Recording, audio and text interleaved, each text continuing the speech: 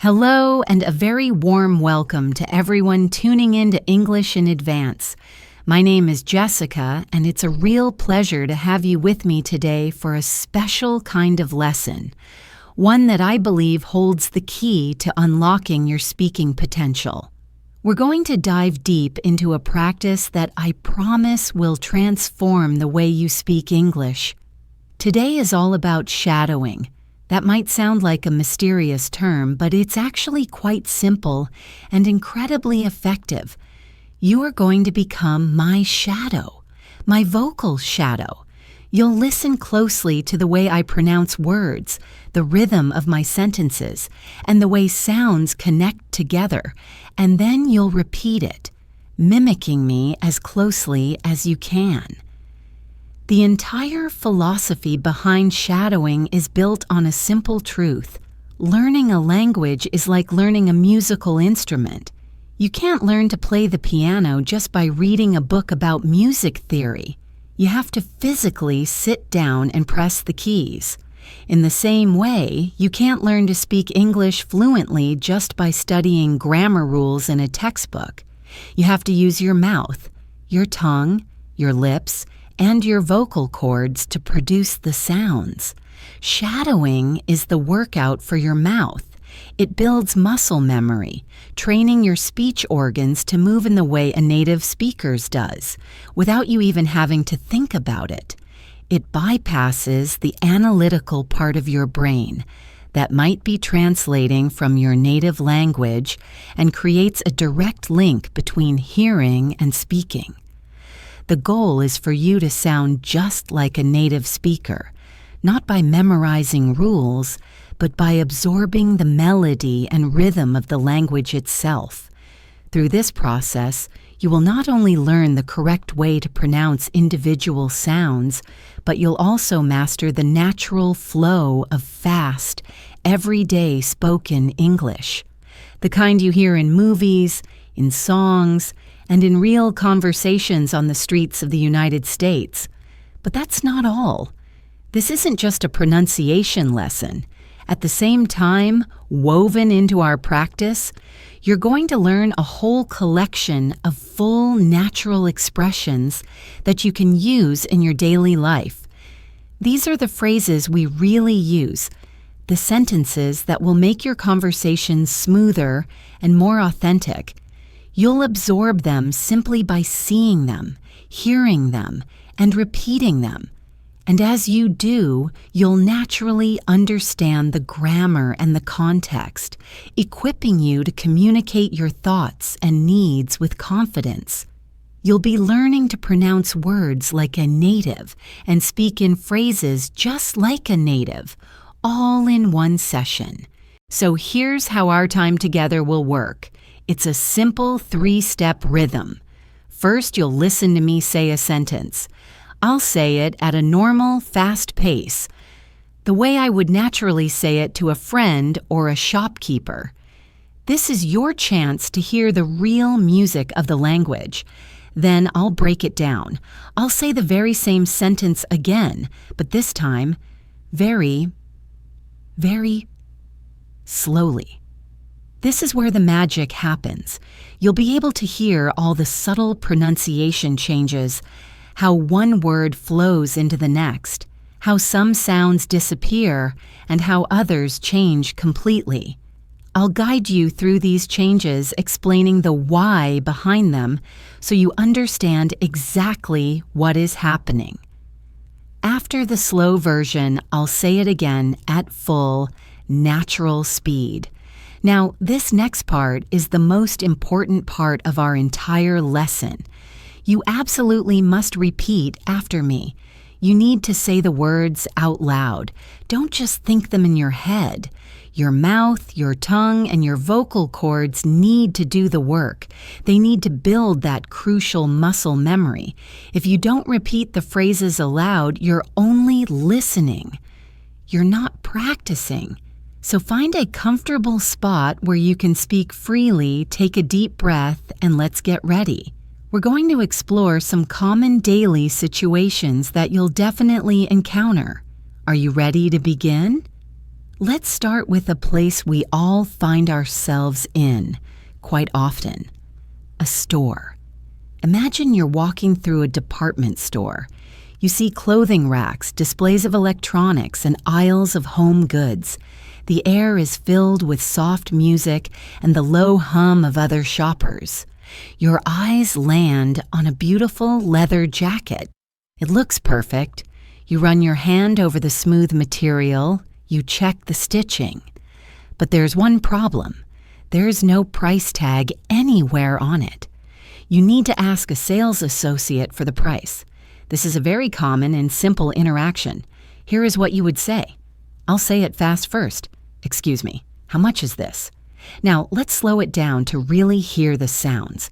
Excuse me. How much is this?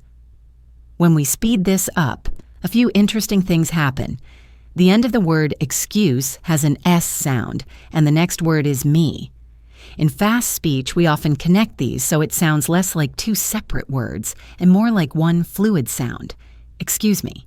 You hold that S sound just a little bit, letting it glide right into the M of me. Try it. Excuse some. Good. Now look at the next part. How much is? The words much and is also blend together. The ch sound at the end of much links to the I in is. It sounds like mooches. Listen again, mooches. So the whole question flows together. Let's try it slowly one more time, thinking about those connections. Excuse me. How much is this? Now, let's bring it back to full speed. I'll say it, and then you repeat it right after me. Ready? Excuse me, how much is this? Excellent. Let's try it again. Excuse me, how much is this? Now, what if you want to sound a little more informal? You could ask a slightly different question. Let's say you're at a flea market or a smaller shop. You could point to the item and ask this. Fast version, what are you asking for this? Let's slow that one down. What are you asking for this? In fast speech, what are you often gets compressed. It can sound like what'ya. Listen, what'ya. The T in what becomes a flap T, which sounds like a soft D, and are you reduces to aya. What are you asking for this? Notice also how the G in asking can become very soft. Let's try that one at full speed. Repeat after me. What are you asking for this? Great. This phrase is a bit more direct and is common in situations where prices might be negotiable. Let's go back to our department store. You found the sales associate. Let's call her Sarah. You ask, "Excuse me, how much is this?" And Sarah says, "It's $150. The price is reasonable." You decide you want to buy the jacket, but the one on the rack is a size large and you need a medium. You need to ask if they have your size. This is another essential phrase for any shopping trip. Here's the fast version. Do you have this in medium? Let's slow it down. Do you have this in medium? In natural, relaxed American English, the words do and you often get pushed together and reduced. It can sound like du. It's very quick, du. Let's practice just that part. Do you? Do you have? The next important connection happens between this and in. The final S sound of this links directly to the in. It doesn't sound like this in. It sounds like one word, this in. Listen closely. This in, this in. So, when we put it all together slowly, it sounds like, do you have this in medium? Let's try it at full speed now. You repeat after me. Do you have this in medium? Great. Let's do it once more. Do you have this in medium? Another very natural way to ask this is, does this come in a medium? Let's practice the pronunciation of that one. Slow down.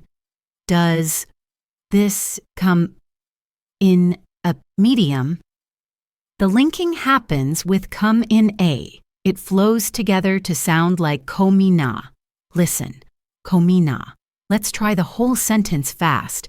Does this come in a medium? So, excellent. You can substitute any size into these sentences. The sales associate, Sarah, smiles and says, "Yes, I think we do. Let me check in the back." She returns a moment later with the jacket in your size. Perfect. Now you need to make sure it fits properly before you buy it. You need to find the changing room. You can ask this simple question. Here it is fast. Where can I try this on? Now let's analyze it slowly. Where can I try this on? The first big change here involves the words can and I. The word can is often unstressed in a question like this, and its pronunciation changes from kan with a broad A sound to kin with a short I sound. It's very soft, kin, and when we link it to I, it becomes K and I. Listen, can I? Where can I? The second, and perhaps most important, connection is this on. Just like our last example, the apostrophe S at the end of this links directly to the vowel in on. It sounds like one smooth word, this son, thy son. Let's put the whole slow sentence together with these changes.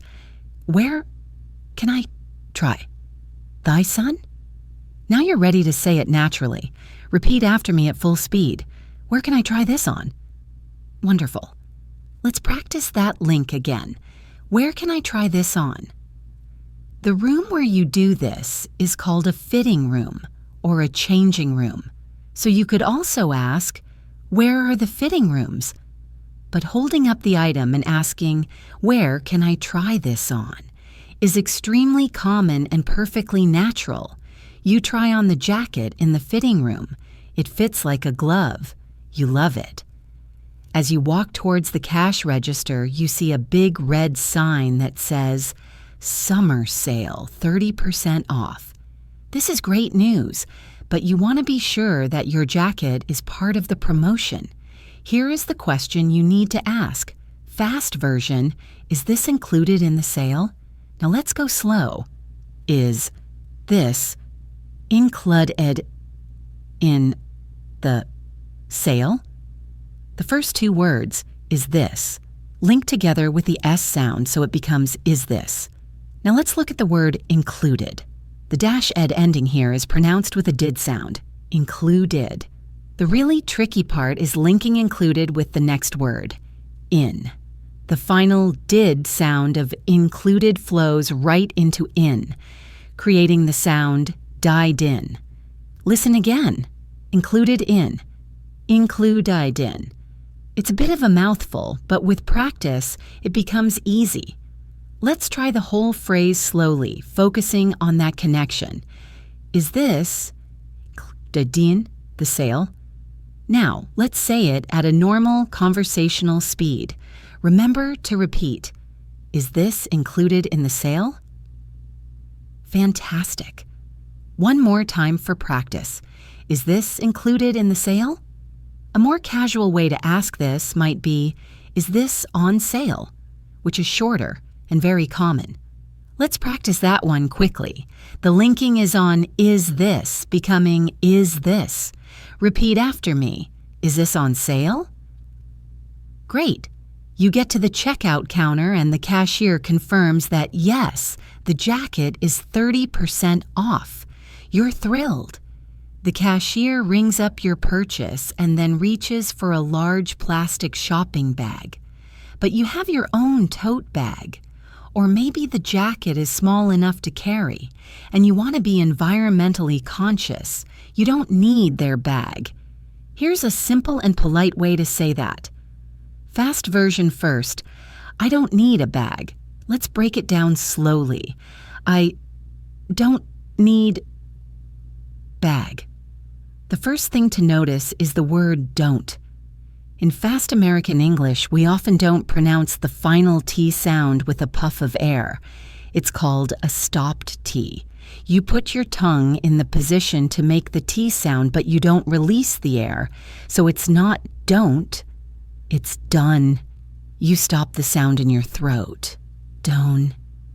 I don't. The next connection is between need and a. The D at the end of need links with the A, which sounds like in this unstressed position. This combination sounds like needa. Listen, needa. I don't need a bag. Let's try the whole thing at a natural pace. Repeat after me, I don't need a bag. Excellent. Again, I don't need a bag. You could also add a thanks at the end to be extra polite. I don't need a bag, thanks. Or if the cashier asks, would you like a bag?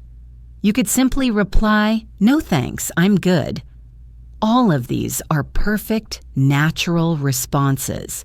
Now let's imagine a different scenario. You get home, and after a few days, you decide you don't actually like the jacket as much as you thought. You want to take it back to the store. You need to know their policy on this. At the customer service desk, you would say this. Fast version, I'd like to make a return. Let's slow it down. I'd like to make a return. I'd is the contraction for I would. The phrase like to often reduces to like to. The words make a link together to sound like make a. So slowly it's I'd like to make a return. Let's try it at full speed. Repeat after me. I'd like to make a return. Excellent. The person at the counter will then guide you through the process. And with that, you've successfully navigated a shopping trip, including a return, with confidence and perfect pronunciation. If you are enjoying this focused pronunciation practice and want more lessons just like this one, please let me know by hitting that like button. It really helps me know what kind of content you find most useful. Now let's shift our focus from being out and about to the things we have to do at home and around our town. We're going to talk about chores and errands. First, it's really important to understand the difference between these two words, as it can be confusing. A chore is a task you do around your house. It's the routine work that keeps your home running.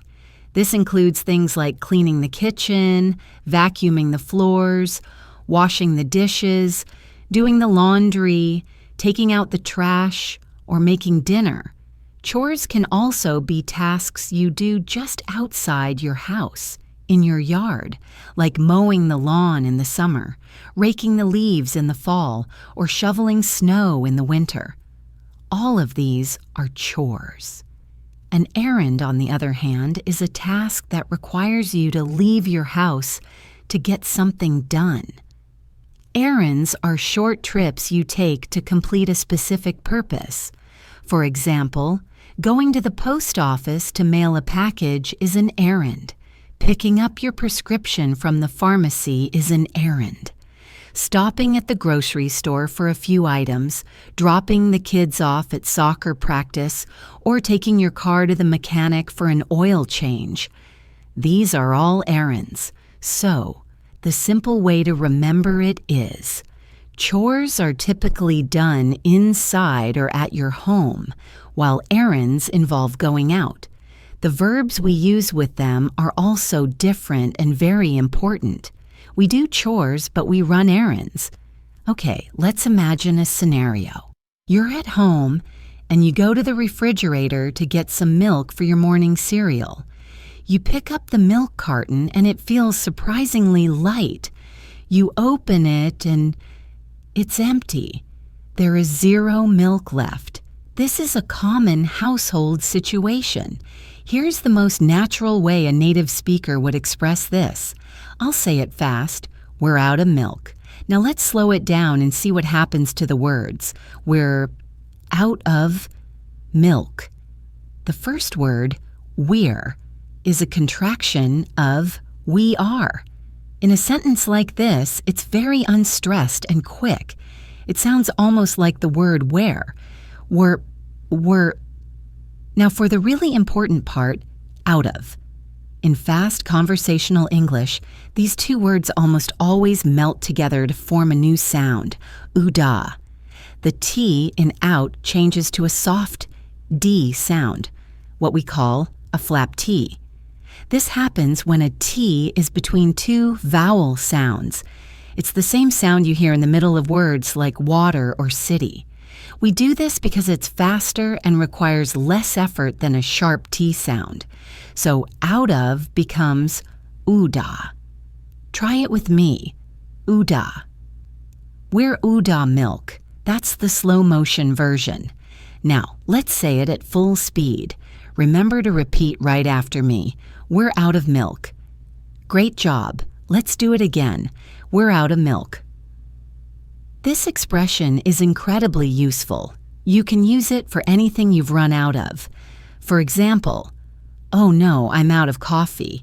I need to go to the store. Or, honey, are we out of eggs?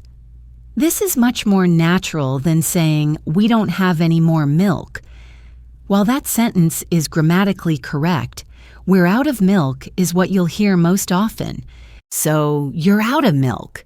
Now you have to run an errand to the grocery store. Later that day, you're in the kitchen starting to prepare dinner. You're chopping vegetables, you have a pot on the stove, and you realize you have a lot to do. You could use some assistance. Your partner, let's call him Alex, is in the next room. You want to ask for his help in a friendly, common way. You can use this wonderful idiom. Here's the fast version. Can you give me a hand with dinner? Let's slow it down. Can you give me a hand with dinner? To give someone a hand simply means to help them. It's a very common, informal way to ask for help. Now for the pronunciation. As we've learned, can you often gets reduced to kenya. Kenya. The words give me also have a very common reduction. They get squished together to sound like gimme, gimme. So the first part of the sentence flows like this. Kenya gimme. Let's practice that part alone. Kenya gimme. Good. The rest of the phrase, a hand with dinner, is pronounced more clearly. There aren't as many major changes there, so putting it all together slowly, we have Kenya, gimme, a hand with dinner. Now let's try it at a natural conversational speed. Please repeat after me. Can you give me a hand with dinner? Excellent. Once more. Can you give me a hand with dinner? You can use this give me a hand structure for anything. For example, if you're carrying heavy grocery bags, you could say, can you give me a hand with these? Or if your friend is struggling with their homework, you could offer, do you need a hand with that? It's a fantastic, versatile phrase. Let's continue with our busy day of chores and errands. Imagine you and your partner, Alex, are coordinating your afternoon schedules. You both have things to do, and you need to make sure the kids get picked up from school. You need to ask Alex if it's on his schedule. Here's the question. Fast version. Are you picking the kids up? Let's break it down slowly. Are you picking the kids up? The phrasal verb here is to pick someone up, which means to go to a location and get them. So you pick your kids up from school or you pick a friend up from the airport. In this question, are you is usually said quickly. The word are is just a fast R sound. Are you picking? The end of the word picking may not have a hard G sound. For many speakers, it's a softer sound made in the back of the throat, pickin'. The most interesting sound connection here is between kids and up. The word kids ends with a voiced Z sound. This Z sound links directly to the vowel U in up. This creates a smooth connection that sounds like kid, zup. Listen, kid, zup. Are you picking the kids up? So when you practice, you can overemphasize this link to get the feel for it. But in natural speech, it will be much lighter and faster. Let's try the full sentence at a normal pace now. Repeat after me. Are you picking the kids up? Very good. Let's do it again. Are you picking the kids up? You can use this for objects as well. Remember we were out of milk? You could ask Alex, "Are you picking the milk up on your way home?" And he might reply, "Oh, I thought you were picking the milk up." It's a very common structure. Let's imagine another scenario. You and a friend are driving in the car on your way to a party across town. Suddenly, you remember that you need to get some cash from the ATM. There's a bank just a few blocks away on the route you're taking. You want to make a very quick stop there. Here's how you can suggest it. Fast version: can we stop by the bank on the way? Let's analyze it slowly. Can we stop by the bank on the way? The phrasal verb stop by means to make a brief temporary visit to a place. It implies you won't be there for long. First, let's look at the pronunciation. As we know, can we in a question often becomes a softer, unstressed can we. Can we.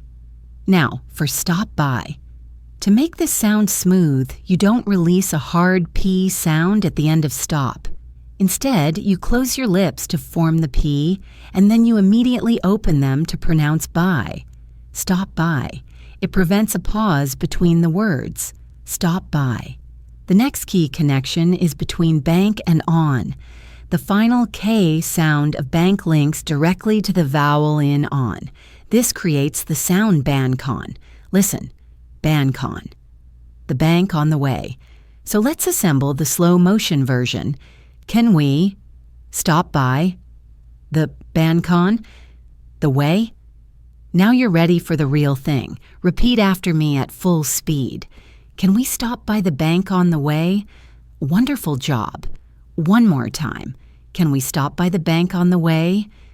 A great synonym for stop by is swing by. You could also say, can we swing by the bank on the way? They mean the same thing and are both very natural. Let's talk about another common errand. Car maintenance. Your car has been making a strange noise, so you made an appointment at the mechanic's shop. You're talking to your family about your plans for the next day. Here's what you might say. I'll say it fast. I'm taking the car in tomorrow. Now, let's slow it down. I'm taking the car in tomorrow. The phrasal verb here is to take something in. When you take something in, you are bringing it to a location for a service. You can take your car in for repairs, take a suit in to be dry cleaned, or take a watch in to have the battery replaced. The pronunciation of the first part, I'm taking the car, is fairly straightforward. There aren't many major reductions or changes. The key sound connection happens with the last two words, car in. Because car ends with an R sound and in starts with a vowel, we link them smoothly. To do this, that R sound really carries over. It sounds like Karen. Listen again, Karin. The Karin. I'm taking the Karen tomorrow. This is the main change that makes the sentence flow in fast English. Now let's practice it at full speed. Repeat after me. I'm taking the car in tomorrow. Excellent. It's very important to include the word in. If you just say, I'm taking the car tomorrow, it has a completely different meaning. That would mean you are using the car, perhaps implying that no one else in the family can use it. That little word in changes the meaning entirely from using the car to getting it serviced. Finally, imagine you get home at the end of a very long and busy day. You've been to the grocery store, the post office, the bank, and the dry cleaner. You feel exhausted.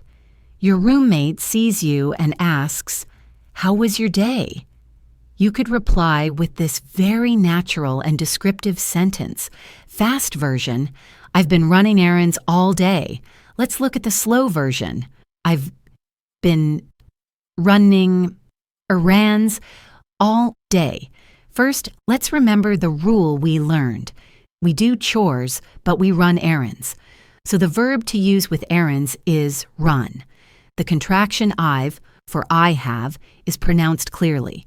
The word been in this sentence is very quick and unstressed. It sounds like been. I've been. Now for the word running. Some native speakers will drop the final G sound and say runnin'. I personally pronounce it, but it's very soft. The tongue goes up to the position for the G but doesn't fully release it. Runnin'. Now let's look at errands all. The word errands ends with a D's sound.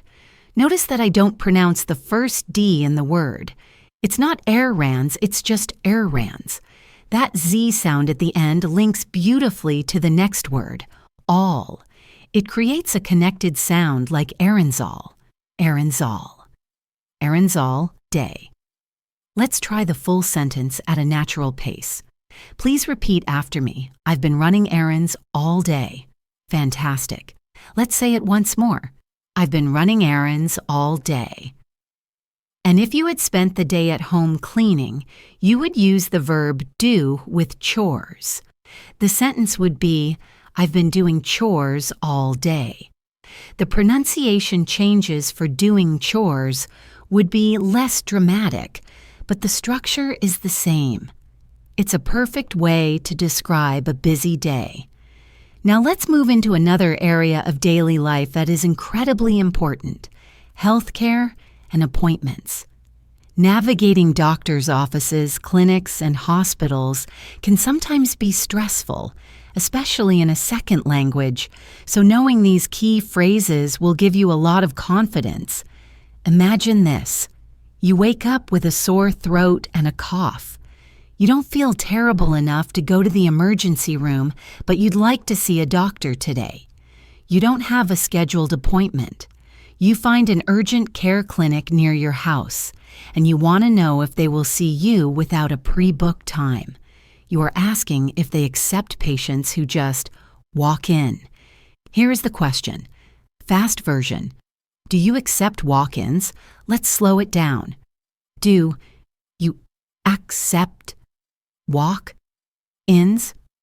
A walk-in is a person who arrives at a place of business, like a clinic, a barber shop, or a restaurant, without an appointment or reservation. Now for the pronunciation. Do you often reduces to du, as we've practiced. The word walk is tricky for many learners. The L is completely silent. It's not wolk, it's just walk. Walk. The most important connection here is between walk and ins. The final K sound of walk connects directly to the I of ins. It creates one smooth sound, wake-ins. Listen, wake-ins. Do you accept wake-ins? Let's try it now at full conversational speed. Please repeat after me. Do you accept walk-ins? Excellent work. Let's do it one more time. Do you accept walk-ins? This is a very useful term that extends beyond healthcare.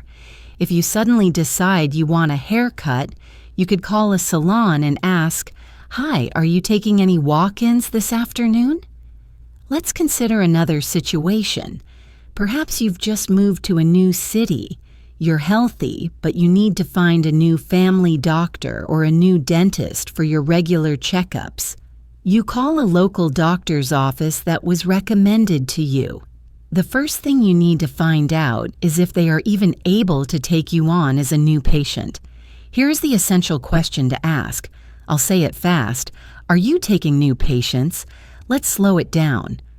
Are you taking new patients?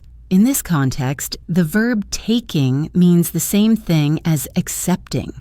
It's just a more common and natural way to phrase the question. The most important word to focus on for pronunciation here is patience. It looks like it should have a T sound in the middle, but it doesn't. The TI combination creates a sech sound. The word is pronounced patience. Patience.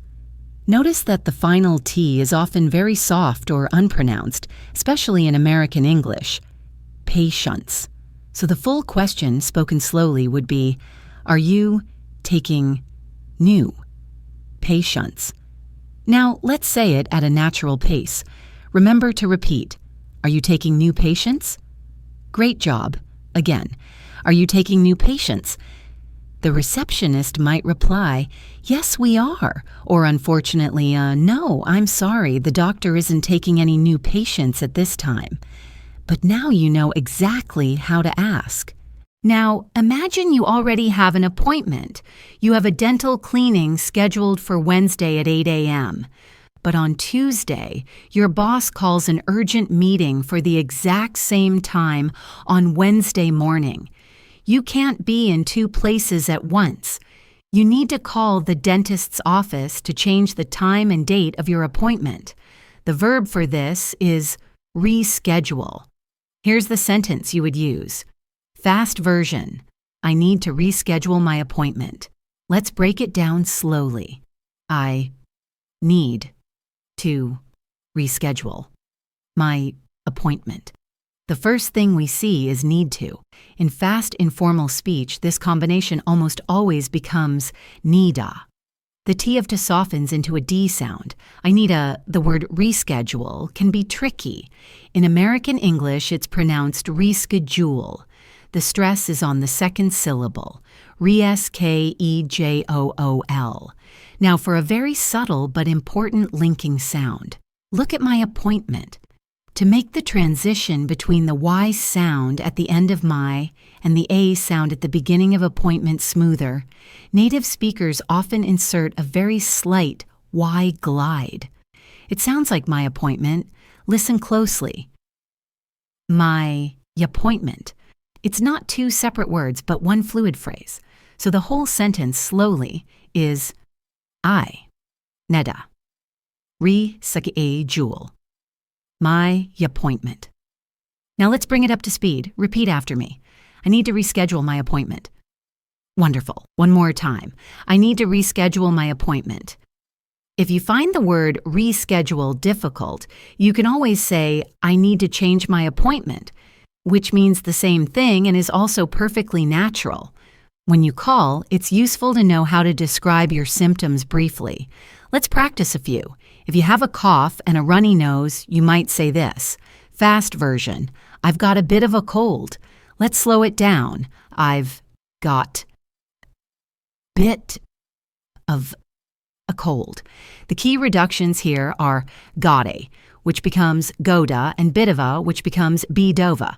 That's a tricky one. The T in bit becomes a flap T, D sound, and a V becomes ova, bidova. So slowly, it's I've goda bidova cold. Let's try it fast.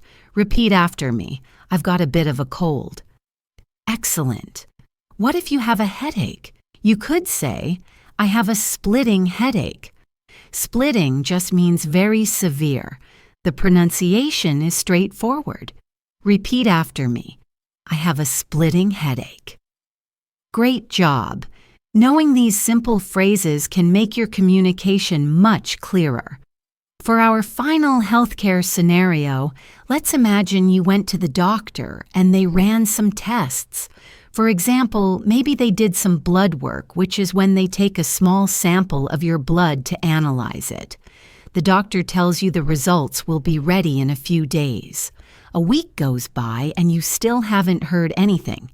You decide to call the office to check on the status. Here is the question you would ask. Fast version. When will my results be in? Let's slow it down. When will my results be in? The phrasal verb here is to be in, which in this context means to have arrived or to be ready. The pronunciation for the first part of this sentence, when will my results, is quite straightforward. There are no major changes. The subtle sound change happens at the very end, with be in. We have two words that both contain the short I sound. To separate them slightly and make the phrase flow, we can again insert a very small Y glide sound between them. It sounds like be yin. Listen, results be yin. This is a very subtle change, but it helps to avoid the two words crashing into each other. So let's try the whole sentence at a natural pace. Please repeat after me. When will my results be in? Excellent.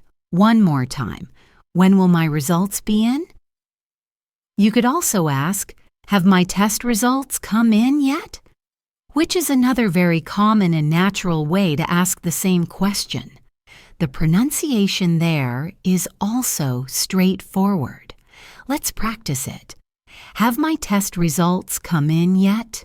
So, very good. All right, after all those chores, errands, and appointments, I think we deserve a coffee.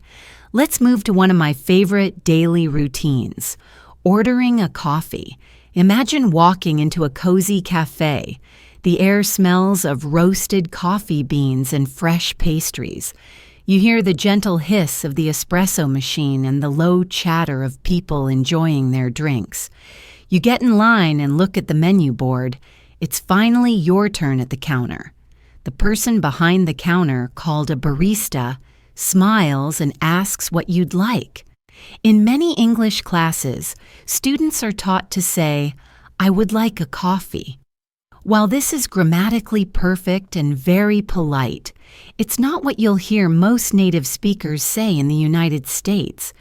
We tend to be a little more direct and casual. The most common ways to order are by using the phrases, "I'll get," "I'll have," or "Can I get?" So let's say you want a small cappuccino. Here's how you would order it. Fast version, "I'll get a small cappuccino." Now, let's slow that down. "I'll get a small No. The first word, "I'll," which is a contraction for "I will," is often very unstressed. It can sound almost like the word all. I'll get. Now, for the words "get a," this is a classic example of sound linking with a flap T. The final T of get changes to a soft D sound and connects directly to the A, which sounds like ugh. Together, they sound like gay da. Listen, gay da, I'll gay da. The rest of the order, small cappuccino, is pronounced clearly. Let's focus on that tricky word, cappuccino. The stress is on that CCI part, which has a chi sound. Cappuccino. Now let's put it all together for the full speed repetition. You repeat after me. "I'll get a small cappuccino." Fantastic. Let's do it again. "I'll get a small cappuccino." A very popular alternative is using "Can I get?" It feels a little like asking a question, which can feel more polite to some people. Let's practice that. Fast. "Can I get a small cappuccino?" Slow. "Can I get a small cappuccino?" The "can I" becomes "kin I," and "get a" becomes "gida." So it sounds like, "Can I get a small cappuccino?" Let's try it fast. "Can I get a small cappuccino?" Perfect. Let's say you've placed your order, but you have a special request. You like your coffee to be very, very hot. Hotter than usual. You can ask the barista to make it that way for you. Here is the phrase you would use. I'll say it fast. Can you make it extra hot? Now let's slow it down to hear the sounds. Can you make it extra hot? As we've practiced before, can you in a question often gets reduced to the soft sound Kenya. Kenya. The next important connection is between the words make and it. The final K sound of make links directly to the I in it. It sounds like one word, make it. Listen again, make it. Can you make it extra hot? That's the slow motion version. Now, let's try it at a normal conversational speed. Remember to repeat after me. Can you make it extra hot? Excellent work. Once more. Can you make it extra hot? You can use this structure for many other modifications. For example, can you make it with oat milk? Or for a sweet drink, can you make it with less sugar? It's a very polite way to customize your order. So you've ordered your extra hot cappuccino. The barista starts to make your drink and reaches for a ceramic mug, assuming you're going to sit down and drink it in the cafe. But you're in a hurry and you need to leave. You need your drink in a paper cup with a lid. You need to politely correct the barista's assumption. You can use the word actually to do this. Here's the phrase. Fast version. Actually, I'll get it to go. Now let's analyze it slowly. Actualise, I'll get it to go. The word actually is great for gently correcting a misunderstanding. When you say it, there's usually a short pause right after it, indicated by the comma. So you'd say, actually, and then pause. Now for the phrase, I'll get it. The words get and it link together. The T in get becomes a soft D sound, a flap T, so it sounds like G det. I'll get it. The last two words, to go, also have a reduced sound. The word to is unstressed and sounds like to go. So the whole phrase put together slowly sounds like, actually, I'll get it how to go. Now let's say it at a natural, fluid pace. Repeat after me. Actually, I'll get it to go. Perfect. Let's do it one more time. Actually, I'll get it to go. The opposite of to go is for here. So the barista might ask, is that for here or to go? And now you know exactly how to answer. For our final scenario in the coffee shop, let's imagine you order a drink that often comes with a topping that you don't want. For instance, maybe you ordered a mocha or a hot chocolate, and it usually comes with a big swirl of whipped cream on top. You're not a fan of whipped cream.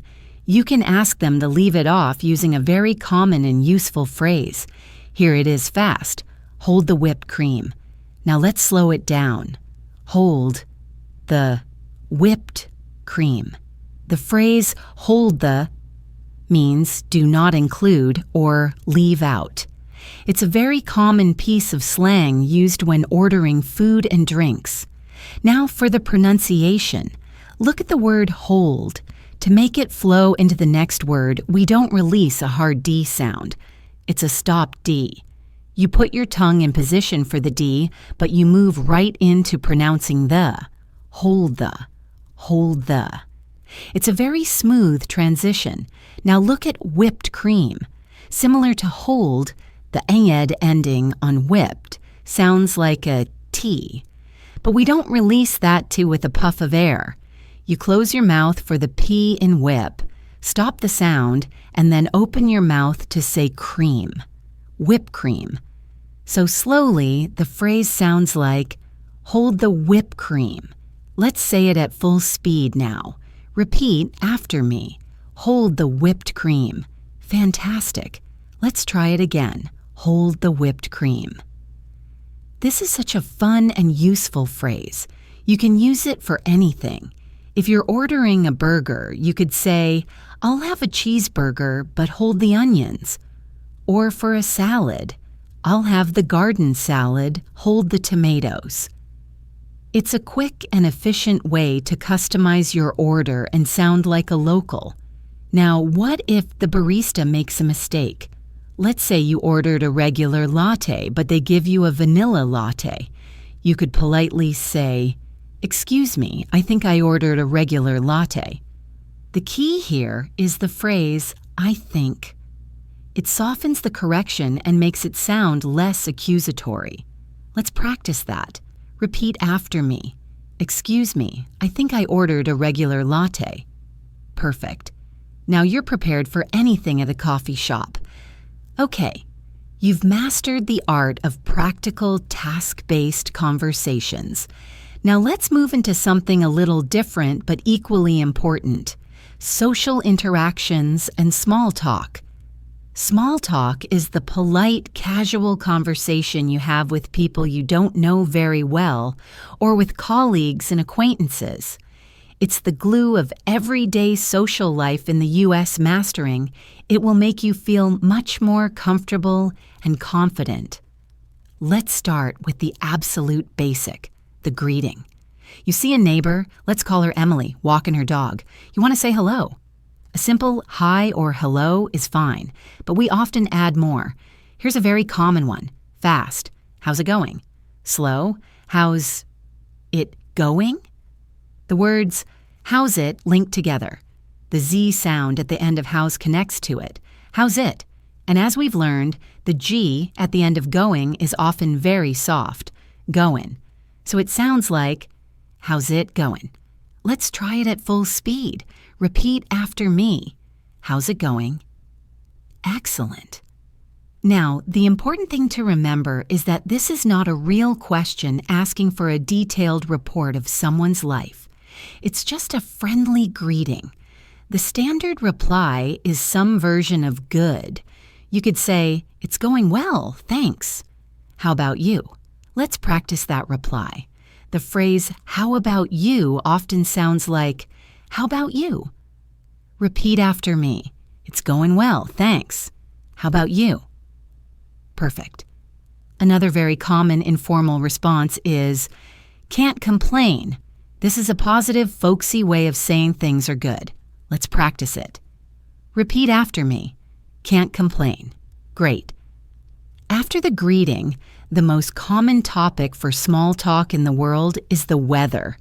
It's safe, neutral, and something everyone experiences. Let's say it's a beautiful sunny day. You could say this to your neighbor Emily. Fast. Beautiful day, isn't it? Slow. Beautiful. Day. Isn't it? The word beautiful has a flap T in the middle, so it sounds like beautiful. The key part here is the tag question at the end. Isn't it? The two T sounds can be tricky. The first T in isn't is often a stop T, isn't, and then it links to it, isn't it? But often the whole phrase gets smoothed out to sound like, is in it? Listen. Is in it? Beautiful day. Is in it? Let's try it the standard way first. Repeat after me. Beautiful day, isn't it? Now, try the very fast casual version. Beautiful day, isn't it? Excellent. If it's a cold and rainy day, you could say, can't believe this weather we're having. Let's practice that one. It's pretty straightforward. Repeat, can't believe this weather we're having. These are simple, easy ways to start a short conversation. Another fantastic topic for small talk, especially on a Monday or a Friday, is the weekend. On a Friday afternoon, you might say this to a coworker. Fast.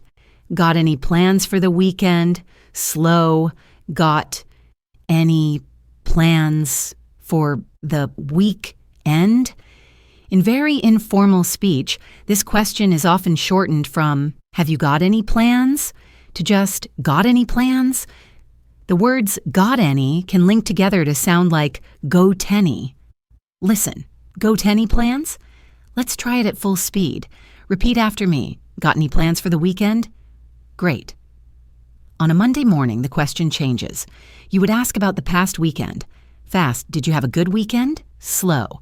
Did you have a good weekend? The words did you often get reduced to did ya. Did ya have a good weekend?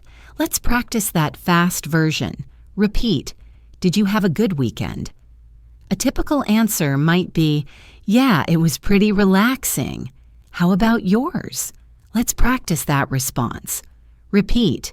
Yeah, it was pretty relaxing. How about yours? Wonderful. Finally, you need to know how to end a small talk conversation gracefully. You've chatted with your neighbor Emily about the weather and her dog, but now you need to continue on your way. You can't just turn and walk away. Here is a perfect phrase. Fast, well, it was great catching up. Slow, well, it was great catching up. To catch up means to share your recent news with someone you haven't seen in a while. The phrase it was often reduces to it was. The key linking is on catching up, which flows together. Let's say it at full speed. Repeat after me. Well, it was great catching up. After you say this, you usually add a reason for leaving. For example, I should get going. This is a very common and polite way to signal the end of the conversation.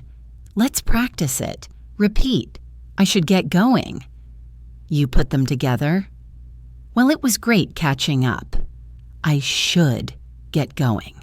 And just like that, you've had a successful and natural social interaction. Now that we've built your confidence with casual conversations, let's take on our final challenge, eating at a restaurant.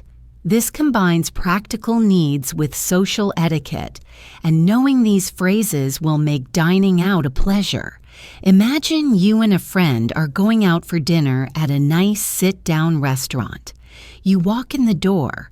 The person who greets you is called the host or hostess. They will ask you how many people are in your party. You need to tell them. Since there are two of you, you would say this: fast, a table for two, please. Slow, a table for two, please. The pronunciation here is quite straightforward. The word for is unstressed, so it sounds like fur. A table for two, please. Let's practice that. Repeat after me. A table for two, please. Or, if you made a reservation beforehand, you would say, we have a reservation under the name Jessica. Let's practice that one. Repeat. We have a reservation under the name Jessica. Excellent. The host leads you to a table and a server comes to greet you. The first thing they'll likely ask is if you want something to drink. Before you look at the menu, it's common to order drinks. You can just ask for water to start. Fast, could we just start with some water? Slow, could we just start with some water? The phrase, could we, is a polite way to ask. The word water in American English has a strong flap T in the middle, so it sounds like water, water. Let's say the whole phrase at full speed. Repeat after me. Could we just start with some water? Perfect. Now you're looking at the menu and there are so many options. You're not sure what to get. You can ask the server for their opinion. This is a great way to get a good meal. Fast. What would you recommend? Slow. What would you recommend? The three words, what would you get, compressed in fast speech. It often sounds like, what'ya? What do you recommend? Let's try that very natural, fast version. Repeat, what would you recommend? Another great question to ask is about the daily specials. Fast, what are the specials today? Slow, what are the specials today? Again, what are the can get reduced to what are the. What's the specials today? Let's practice it. Repeat. What are the specials today? Great. The server tells you about the specials and you've made your decision. You're ready to order your main course. Let's say you want the steak and you want it cooked a specific way, and you also want to change the side dish. This is how you would do it. Fast, I'll have the steak, medium rare. Slow, I'll have the steak, medium rare. This is a simple, I'll have construction, which we practiced at the coffee shop. It's perfect for ordering food too. The important part is specifying how you want your meat cooked. Rare, medium, medium well, or well done. Let's practice. Repeat. I'll have the steak, medium rare. Now for the modification. The steak comes with a baked potato, but you want fries. You can add this. Fast. And could I get fries instead of the potato? Slow. And could I get fries instead of the potato? Could I becomes could instead of becomes instead of. So slowly it's, and could get fries instead of the potato? Let's say it at full speed. Repeat. And could I get fries instead of the potato? Wonderful. You've just placed a perfect customized order. The food arrives, but there's a small problem. You look at your steak, and it looks much more red than you wanted. It seems undercooked. You need to politely get the server's attention and explain the issue. Here's how. Fast. Excuse me, I'm sorry, but I think this is a bit undercooked. Slow. Excuse me. I'm sorry, but I think this is a bit undercooked. Using phrases like, I'm sorry, but, and I think is very important. It softens the complaint and makes it polite. It shows you're not angry, you just want to fix the problem. The linking happens on this is a bit, which can flow like this is a bit. Let's practice the full polite phrase. Repeat after me. Excuse me, I'm sorry, but I think this is a bit undercooked. Excellent. The server will almost always apologize and take it back to the kitchen to be fixed. The meal is over, it was delicious, and you've had a great time. Now it's time to pay. You need to get the server's attention one last time. You can say this, fast. Could we get the check, please? Slow. Could we get the check, please? The words are all pronounced clearly here. This is the most common and standard way to ask to pay. Let's practice it. Repeat, could we get the check, please? Another very common way is to say, whenever you get a chance, we'll take the check. This is very relaxed and polite, showing you're not in a hurry. Let's practice that one too. Repeat, whenever you get a chance, we'll take the check. Perfect.